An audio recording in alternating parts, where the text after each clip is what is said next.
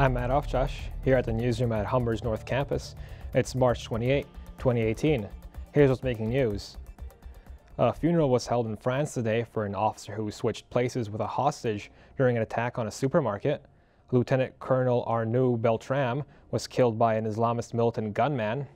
Beltram led his team of officers in response to the supermarket hostage-taking in Trébèze, France.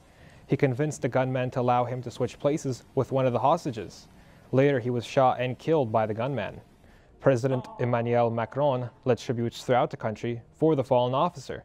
This included a minute of silence and a speech about Beltram's heroism. The French flag covered the coffin as soldiers carried it into a former military hospital. Towards the end of the ceremony, Macron announced the honor of officer as Commander of Legion of Honor, the highest order of merit in France. Russia is observing a day of mourning today after a devastating fire in a crowded mall in Kemerovo. At least 64 people died in the blaze on Sunday, 41 of them children. Relatives say that dozens of people are still missing. The first funerals have begun to take place and vigils are being held across Russia. People packed into the makeshift memorials around Moscow, bringing flowers, toys, and candles to pay their respects. Thousands of people protested in the city of Kemerovo yesterday amid allegations of safety failings at the Winter Cherry Mall, where the tragic fire occurred. Russian investigators say the fire alarms were broken and emergency exits were blocked. President Vladimir Putin blamed the criminal negligence for the blaze during his visit on the city on Tuesday. 5 people have been arrested so far in connection with the fire. North Korean Supreme Leader Kim Jong-un is in China to meet with Chinese President Xi Jinping. This is Un's first visit to a foreign country since he became leader in 2011. The two leaders are aiming to improve their relations and to promote peace and stability. According to reports from both countries, Un has pledged to denuclearize the Korean peninsula. The visit to Beijing comes after Un met with South Korean envoys and delegates for the first time in Pyongyang earlier this month. Un is also scheduled to meet with the U.S. President Donald Trump in May. Trump has taken credit for the recent meetings, tweeting, quote, "Now there's a good chance that Kim Jong-un will do what is right for his people and for humanity." Today is the last day Un will be in Beijing. Shares of Facebook fell more than 5% this week after investigations showing that the social network allowed data of 50 million users to get into the hands of political consultancy company Cambridge Analytica. Facebook CEO Mark Zuckerberg published a full-page newspaper ad in the US and the UK, a signed apology letter to Facebook users addressing the data leak. The letter also says the company has made changes to the amount of personal information accessed by a number of apps, giving users more control over their data. Zuckerberg has yet to speak publicly. Canadian whistleblower Christopher Wiley says the data obtained by Cambridge Analytica influenced the 2016 vote leave. What won Brexit for them? He says AIQ, they could not have won without AIQ, and it speaks volumes to the fact that they spent 40% of their budget on AIQ. Wiley, who helped fund Cambridge Analytica, says he believes it is reasonable to conclude that cheating in the Brexit vote through the manipulation of data to influence voters may have altered the outcome. To screw up.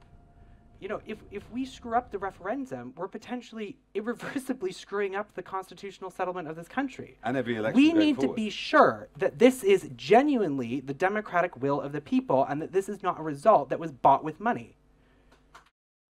Closer to home, Ontario Premier Kathleen Wynne's election promises are piling up even before she releases her budget later today.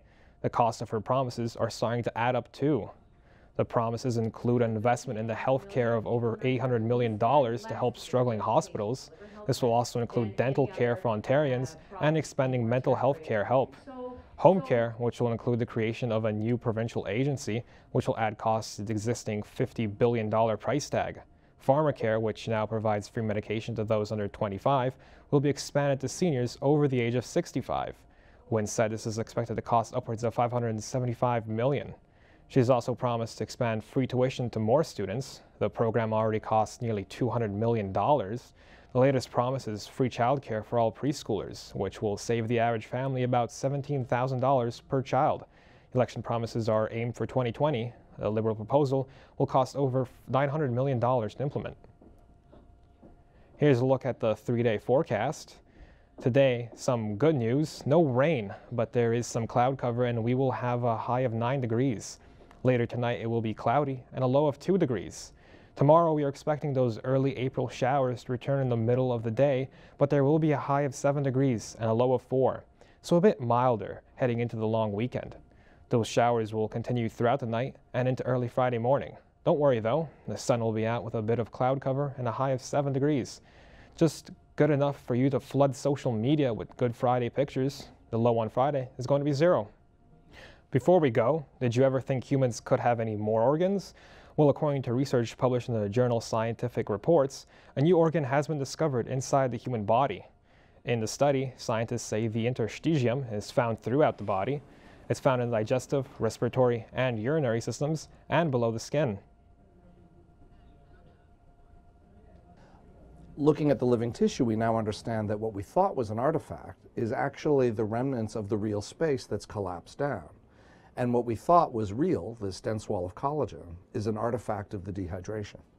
The macrophages Whether the interstitium is actually a separate organ still remains to be determined by further research. Understanding this new discovery could help prevent the spread of cancer.